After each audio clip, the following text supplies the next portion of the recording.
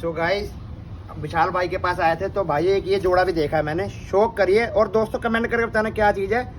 दोस्तों मैं तो पहली बार देख रहा हूँ और ये चीज़ें देखने को नहीं मिलती। चोटी देखिए दोस्तों, ये नर कबूतर है और ये मादिन है। आप एक बार चोटी का शौक करिए और दोस्तों आंखें और चेहरा देखिए कितना खूबसूरत, कितना प्यारा है।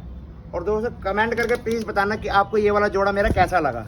मतलब मेरा और विशाल भाई का एक ही बात है, तो बताना जोड़ा कैसा लगा भाई, शौक करिए ठीक है। और जिस भाई को लेना हो तो भाई बता देना कमेंट बॉक्स में, दे भी देंगे आपको। शौकीन बंदे को सिर्फ।